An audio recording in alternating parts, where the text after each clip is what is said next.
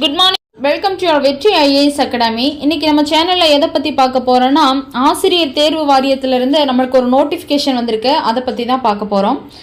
ஆசிரியர் தேர்வு வாரியம் இந்த ஆண்டு, அதாவது 2025 தமிழ்நாடு ஆசிரியர் தகுதி தேர்வு, அதாவது பேப்பர் 1 பேப்பர் 2 தாள் 1 2 அப்படின்னு சொல்லுவோம் இல்லையா, நடத்துவதற்கு உத்தேசித்து அறிவிக்கையை ஆசிரியர் தேர்வு வாரிய இணையத்தில், அதாவது வெப்சைட் அட்ரஸ் நம்மளுக்கு கொடுத்துருக்காங்க, 11/8/2025 அன்று வெளியிடப்பட்டுள்ளது. கல்வி தொகுதி மற்றும் விண்ணப்பம் சார்ந்த அனைத்து விவரங்களுக்கும் அறிவிக்கையில் தெரிவிக்கப்பட்டுள்ளது. இத்தேர்வுக்கு விண்ணப்பம் செய்யறதுக்கு விருப்பம் இருந்துச்சு அப்படின்னு சொன்னா நம்ம இந்த ஆன்லைன் அப்ளிகேஷன் மூலமாக என்ன செஞ்சுக்கலாம், அப்ளை பண்ணிக்கலாம் அப்படின்னு சொல்லியிருக்காங்க. இதுக்கு உண்டான டேட், அதாவது தேதி அவகாச காலங்கள் எப்போ கொடுத்துருக்காங்கன்னா 11/8/2025 முதல் 8/9/2025 வரை, அதாவது பிற்பகல் 5 மணி வரைக்கும் நம்மளுக்கு என்ன செஞ்சிருக்காங்க, கால அவகாசங்கள் அப்படிங்கிறத கொடுத்துருக்காங்க. சரி, இப்போ நம்ம நோட்டிஃபிகேஷன் என்னன்னு சொல்லி பார்த்துடலாம். அதாவது தமிழ்நாடு டீச்சர் எலிஜிபிலிட்டி டெஸ்ட்டு, அதிலிருந்து TNTET 2025 நோட்டிஃபிகேஷன்ஸ் வந்திருக்கு. ஃபஸ்ட்டு மேலே கொடுத்துருந்தாங்க இல்லையா, அது ஆங்கிலத்தில் கொடுத்துருக்காங்க. பேப்பர் 1 பேப்பர் 2க்கு 2025 ஆன்லைனில் என்ன பண்ணிக்கலாம், நம்ம 8/9/2025 5 மணிக்குள்ளே என்ன செஞ்சுக்கலாம், அப்ளை பண்ணிக்கலாம் அப்படிங்கிற டீட்டெயில்ஸ் நம்மளுக்கு கொடுத்துருக்காங்க. சரி, இம்பார்ட்டன்ட் டேட்ஸ், இதுதான் நம்மளுக்கு ரொம்ப முக்கியமானது. நம்மளுக்கு நோட்டிஃபிகேஷன் டேட் என்னைக்கு வந்துச்சுன்னா 11/8/2025 அன்னைக்கு. இது எப்போ இருந்து அப்ளை பண்ணிக்கலாம் அப்படின்னு சொன்னால், இன்னையிலேருந்து நம்ம அப்ளை பண்ணிக்கலாம் 11/8/2025 இதுக்கு கடைசி தேதி என்னைக்கு அப்படின்னு சொல்லி பார்த்தோம் அப்படின்னா 8/9/2025 அன்னைக்கு. சரி, ஏதாவது தப்பாக இது பண்ணிட்டோம், அதை ஏதாவது கரெக்ஷன்ஸ் பண்ணணும் அப்படின்னு சொல்கிறதா இருந்தால் 9ஆம் தேதியிலேருந்து 11ஆம் தேதி வரைக்கும் நம்மளுக்கு என்ன செஞ்சுருக்காங்க, டைமிங் கொடுத்துருக்காங்க. சரி, இப்போ பேப்பர் 1 பேப்பர் 2, இப்போ சிலர் என்ன பண்ணியிருப்பாங்க அப்படின்னா பேப்பர் 1க்கும் எலிஜிபிளாக இருப்பாங்க, பேப்பர் 2க்கும் எலிஜிபிளாக இருக்கும் அப்படின்னு சொல்கிறவங்களுக்கு ஒரே நாளில் என்ன பண்ண மாட்டாங்க, எக்ஸாம் வைக்க மாட்டாங்க இல்லையா. அதனால என்ன பண்ணியிருக்காங்கன்னா பேப்பர் 1 அப்ளை பண்ணுறவங்க நவம்பர் 1ஆம் தேதியும், பேப்பர் 2 அப்படிங்கிறவங்க நவம்பர் 2ஆம் தேதியும் எழுதிக்கலாம். டேட் அப்படிங்கிறது நம்மளுக்கு கன்ஃபர்மேஷன்ஸ் அப்படின்னு சொல்லி கொடுக்கல, டென்டேட்டிவான ஒரு டேட் அப்படிங்க சொல்கிறத கொடுத்துருக்காங்க. இப்போ எலிஜிபிலிட்டி டு ரைட் TNTET, அதாவது நம்மளுக்கு இதை எழுதணும் அப்படின்னு சொன்னால் அதுக்கு உண்டான ஏஜ், மினிமம் எஜுகேஷன் குவாலிஃபிகேஷன்லாம் எவ்வளவு அப்படின்னு சொல்லி பார்த்துடலாம். ஏஜ் லிமிட்டட் அப்படின்னு சொன்னால் கேண்டிடேட் என்ன இருக்கணும் அப்படின்னு சொன்னால் மினிமம் கண்டிப்பாக ஒரு 18 இயர்ஸ் 18 வயசு என்ன செஞ்சுருக்கணும், கடந்திருக்கணும் 1/7/2025 படி அப்படின்னு சொல்லியிருக்காங்க. அதிகபட்ச வயது அப்படின்னு சொல்கிறதுக்கு ஒன்றும் இல்லை, மினிமம் என்ன பண்ணியிருக்கணும் 18 வயசு ஆயிருக்கணும்னு சொல்கிறாங்க. சரி, தமிழ்நாடு டீச்சர் எலிஜிபிலிட்டி டெஸ்ட், அதாவது பேப்பர் 1 அப்படின்னா 1ஆம் வகுப்பு முதல் 5ஆம் வகுப்பு வரை எடுக்கிறதுக்கு என்ன செஞ்சாங்க, தகுதி வாய்ந்த ஆசிரியர்கள் அப்படின்னு சொல்கிறாங்க பேப்பர் 1. சரி, இதுக்கு என்ன குவாலிஃபிகேஷன் வேணும் அப்படின்னு சொன்னால் ஹையர் செகண்டரி, அதாவது 12ஆம் வகுப்பு முடிச்சிருக்கணும், இல்லைன்னா இட்ஸ் ஈக்குவலண்ட் அப்படின்னு சொல்லிட்டாங்க. வித் அட்லீஸ்ட் அதில் என்ன பண்ணியிருக்கணும் அப்படின்னா 50% மதிப்பெண்கள் பெற்று அதை பாஸ் பண்ணியிருக்கணும். அது மட்டும் இல்லாமல் அப்பியர் இன் ஃபைனல் இயர், அதாவது 2 இயர்ஸ் டிப்ளமோ, அதாவது எலிமெண்ட்ரி எஜுகேஷன்ஸ் அப்படிங்கிறத என்ன செஞ்சுருக்கணும், நம்ம முடிச்சிருக்கணும் அப்படின்னு சொல்கிறாங்க. அதற்கு அடுத்தது அல்லது ஹையர் செகண்டரிஸ் இப்போ 12th முடிச்சிருக்கணும், வித் அட்லீஸ்ட் ஒரு 45% பாஸ் பண்ணிவிட்டு ஃபைனல் இயர் என்ன பண்ணிக்கலாம், நம்ம 2 years diploma in elementary education அவங்களும் இதில் அப்ளை பண்ணிக்கலாம். அது கூட என்ன பண்ணிக்காங்க, அக்கார்டன்ஸ் வித் த NCTE அந்த ரெகுலேஷன்ஸ் அந்த 2002 அவங்களும் என்ன செஞ்சுக்கலாம், அப்ளை பண்ணிக்கலாம் அப்படின்னு சொல்லியிருக்காங்க. அடுத்தது ஹையர் செகண்டரி, அதாவது 12th முடிச்சிருக்கணும் with at least 50% mark and passed or appearing final year, அதை முடிச்சிருக்கலாம், அல்லது 4th இயர் ஃபைனல் இயர் பண்ணுறவங்க பேச்சுலர் ஆஃப் எலிமெண்ட்ரி எஜுகேஷன் படிச்சுட்டு இருக்கவங்களும் என்ன பண்ணிக்கலாம், இதை அப்ளை பண்ணிக்கலாம்னு சொல்கிறாங்க. அதுக்கடுத்தது ஹையர் செகண்டரி இஸ் ஈக்குவலண்ட், இன்னொன்று என்ன கொடுத்துருக்காங்கன்னா வித் அட்லீஸ்ட் இதில் என்ன பண்ணியிருக்கணும் 50% marks and passed or appearing, இப்போ ஃபைனல் இயர் என்ன பண்ணியிருக்கலாம் 2 செகண்ட் இயர்ஸ் டிப்ளமோ எஜுகேஷன்ஸ் அதாவது ஸ்பெஷல் எஜுகேஷன் படிச்சுட்டு இருக்கவங்களும் என்ன பண்ணிக்கலாம், அப்ளை பண்ணலாம் அப்படின்னு கொடுத்துருக்காங்க. இது எல்லாமே பேப்பர் 1க்கான தகுதிகள். இதில் ஒரு இம்பார்ட்டன்ட் ஒன்று கொடுத்துருக்காங்க பாருங்கள், provided that a persons with DTET, அதாவது ஸ்பெஷல் எஜுகேஷன் முடிச்சிருப்பாங்க, இங்கே பார்த்தோம் இல்லையா 2 years in education special education சொல்லிட்டு அவங்க qualifications shall undergo after appointment, அதாவது அப்பாயின்மெண்ட் வாங்கினதுக்கு அப்புறமா national council for teacher education recognised 6 months teacher education என்ன பண்ணுவாங்கன்னா ஒரு 6 months special programme in elementary எஜுகேஷனுக்காக என்ன பண்ணுவாங்க, ரெகக்னைஸ் பண்ணுவாங்க அப்படின்னு சொல்லியிருக்காங்க நம்மளுக்கு. சரி, ஓகே. இதுக்கடுத்து என்ன கொடுத்துருக்காங்க அப்படின்னு சொன்னால் நம்ம பேப்பர் 2க்கானது நம்ம பார்க்க போகிறோம் எலிஜிபிலிட்டி. பேப்பர் 2க்கான எலிஜிபிலிட்டி என்ன அப்படின்னு சொன்னால் 6ஆம் வகுப்பு முதல் 8ஆம் வகுப்பு வரைக்கும் என்ன பண்ணிக்கலாம் எடுத்துக்கலாம். இவங்களை கிராஜுவேட்டட் டீச்சர்ஸ் அப்படின்னு சொல்லுவாங்க. இது ரிலேட்டட் சப்ஜெக்ட் இருக்கும், ப்ளஸ் வேறு என்ன இருக்குன்னா தமிழ் இங்கிலீஷ் அப்படின்னு சொல்லக்கூடிய சப்ஜெக்ட் வந்து இருக்கும். சரியா? சரி, கிராஜுவேஷன் இதுக்கு என்ன படிச்சிருக்கணும் அப்படின்னு சொன்னால் graduation and passed, graduation pass பண்ணியிருக்கணும் or appearing in final year 2 year diploma in elementary education. Elementary education முன்னாடி பார்த்தோம் இல்லையா, அதில் செகண்ட் இயர், அதாவது 2 years அப்படிங்கிறது என்ன பண்ணியிருக்கணும், அவங்க ஃபைனல் இயர் முடிச்சிருக்கணும்னு சொல்கிறாங்க. அடுத்தது கிராஜுவேஷன், அதே கிராஜுவேஷன் டிகிரி அட்லீஸ்ட் அதில் என்ன பண்ணியிருக்கணும்னா 50% மார்க் பண்ணி பாஸ் பண்ணியிருக்கணும், அல்லது appearing final year bachelor education B Ed என்ன பண்ணணும், ஃபைனல் இயர் பண்ணணும் அப்படின்னு சொல்லியிருக்காங்க. முடிச்சிருக்கணும், இல்லைன்னா ஃபைனல் இயர் பண்ணுறவங்களும் அப்ளை பண்ணலான்னு சொல்லியிருக்காங்க.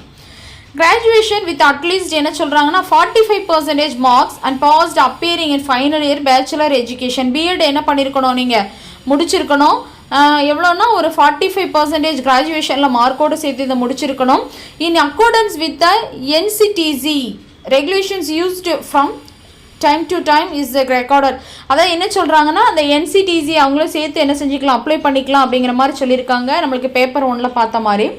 அடுத்தது higher secondary with at least 50% mark இருக்கணும். அப்படி இல்லை அப்படின்னு சொன்னால் அந்த 4 years பேச்சுலர் எலிமெண்ட்ரி எஜுகேஷன்ஸ் இருக்கும் இல்லையா, அதில் ஃபைனல் இயர்ஸும் என்ன பண்ணிக்கலாம், நம்ம அப்ளை பண்ணிக்கலாம்.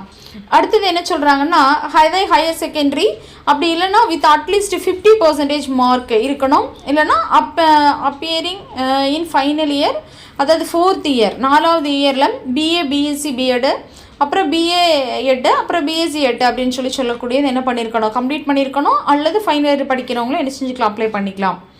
அதுக்கடுத்து கிராஜுவேஷன் வித் அட்லீஸ்ட் ஒரு 50% மார்க் இருக்கணும், பாஸ் ஆர் அப்பேரிங் இந்த final year B Ed special education, நம்ம பேப்பர் 1க்கு பார்த்தோம் இல்லையா, அதே மாதிரி இந்த ஸ்பெஷல் எஜுகேஷன் என்ன பண்ணியிருக்கணும், கம்ப்ளீட் பண்ணியிருக்கணும் அப்படிங்கிறத சொல்லியிருக்காங்க. அது மட்டும் இல்லாமல் any candidates having qualified BEd முடிச்சிருந்தாங்க அப்படின்னு சொன்னால் அந்த கேண்டிடேட்ஸ் என்ன பண்ணிக்கலாம், அவங்க கண்டிப்பாக அப்ளை பண்ணிக்கலாம் அப்படிங்கிற விஷயத்தையும் நம்மளுக்கு சொல்லியிருக்காங்க. சரி, இது போக வேறு என்ன பார்க்கணும் அப்படின்னு சொன்னால் structure and content of TN TET அப்படின்னு சொல்லியிருக்காங்க. அதாவது நம்பர் ஆஃப் கொஸ்டின்ஸ் எவ்வளோ இருக்கும் அப்படின்னு சொன்னால் 150 வினாக்கள் வந்து இருக்கும், அதாவது மல்டிபிள் சாய்ஸ் கொஸ்டின்ஸ் தான் இருக்கும். டியூரேஷன் ஆஃப் எக்ஸாமினேஷன்னா 3 மணி நேரம் நம்ம எக்ஸாம் எழுதுவோம். மோட் ஆஃப் எக்ஸாமினேஷன்னா ஓஎம்ஆர் பேஸ்டு எக்ஸாமினேஷன்ஸ் இது வந்துட்டு. சரி, பேப்பர் 1க்கு எந்த மாதிரி வினாக்கள்லாம் கேட்பாங்க அப்படின்னு சொன்னால் ஃபஸ்ட்டு சைக்காலஜி, அதாவது சைல்டு டெவலப்மெண்ட் அதை பற்றி கேட்கக்கூடியது ஒரு 30 வினாக்கள் கேட்பாங்க. இது தமிழில் இருக்கும், இங்கிலீஷ்லேயே இருக்கும். அதுக்கடுத்து லாங்குவேஜஸ் தமிழ், தெலுங்கு, மலையாளம், கன்னடம், உருது அவங்களுடைய லாங்குவேஜஸ் ஏதோ அதிலிருந்து ஒரு 30 வினாக்கள். அடுத்தது வந்து செகண்ட் லாங்குவேஜஸ் இங்கிலீஷ், அதில் ஒரு 30. மேத்தமெட்டிக்ஸ் அப்படிங்கிறதுல 30. அதுக்கடுத்து என்விரான்மெண்ட் ஸ்டடீஸில் வந்துட்டு ஒரு 30 கொஸ்டின்ஸ், அதாவது 1 to 5th என்ன பண்ணுவாங்க, நம்மளுக்கு கொஸ்டின்ஸ் வந்து கேட்பாங்கன்னு போட்டிருக்காங்க.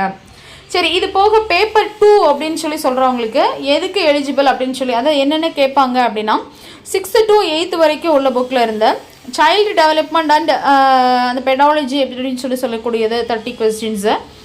அதுக்கடுத்து லாங்குவேஜஸ், அதாவது ஃபஸ்ட் லாங்குவேஜஸ் உங்களோட கம்பல்சரி, அதாவது தமிழ், தெலுங்கு, மலையாளம் ஏதாவது அதில் ஒரு 30 கொஸ்டின்ஸு. அப்புறம் லாங்குவேஜஸ் இங்கிலீஷ் அப்படின்னு சொல்லும்போது இது கம்பல்சரி எழுதி ஆகணும் 30 கொஸ்டின்ஸு. அது போக மேத்தமெட்டிக்ஸ், சயின்ஸ் மேஜர் மேத்ஸ் மேஜராக இருந்தால் மேத்தமெட்டிக்ஸ் அண்ட் சயின்ஸ் டீச்சர்ஸ் வந்து ஒரு 60 கொஸ்டின் எழுதுவாங்க. இல்லை அவங்க ஆர்ட்ஸ் குரூப் அப்படின்னு சொன்னால் சோசியல் சயின்ஸ்ன்னு சொல்லிட்டு எழுதுவாங்க. அல்லது எனி அதர் சப்ஜெக்ட் டீச்சர்ஸ் அப்படின்னு சொன்னால் எய்தர் 4 or 4 அப்படின்னு கொடுத்துருக்காங்க. ஏ அல்லது பி அப்படிங்கிறத அவங்க சூஸ் பண்ணி எழுதிப்பாங்க. அது ஒரு 60 கொஸ்டின்ஸ் நம்மளுக்கு என்ன பண்ணுவாங்க, கேட்பாங்க. மொத்தம் 150 வினாக்கள் அப்படின்னு என்ன செஞ்சுட்டாங்க, நம்மளுக்கு வந்து கொடுத்துட்டாங்க. இது போக மினிமம் குவாலிஃபையிங் மார்க் அப்படின்னு சொன்னால் இப்போ ஜென்ரல் எல்லாத்துக்குமே என்ன பண்ணியிருக்காங்கன்னா மினிமம் மார்க்ஸ் அப்படின்னு சொல்லும்போது 150 அப்படின்னு சொல்லிட்டோம். மேக்ஸிமம் மார்க் வந்து 150. நம்மளுக்கு மினிமம் எவ்வளோ ஸ்கோர் பண்ணணும் அப்படின்னு பார்த்தீங்கன்னா இப்போ ஜென்ரல் கேட்டகரியாக இருந்தாங்கன்னா ஒரு 60% மார்க் எடுக்கணும், அல்லது 90 மார்க் என்ன செஞ்சணும் கண்டிப்பாக எடுக்கணும். பேப்பர் 1ஆக இருந்தாலும் சரி, பேப்பர் 2ஆக இருந்தாலும் சரி. இதே SC, SCA, BC, BCM, MBC, DNC இந்த மாதிரி இருக்கிறவங்க என்ன பண்ணணும் அப்படின்னு சொன்னால் ஒரு 55% அல்லது ஒரு 82.5 மார்க்ஸ் வந்துட்டு ரவுண்டடாக எடுக்கணும், அல்லது 82 இந்த மார்க் வந்து கண்டிப்பாக என்ன செய்யணும் எடுக்கணும் அப்படின்னு சொல்கிறாங்க.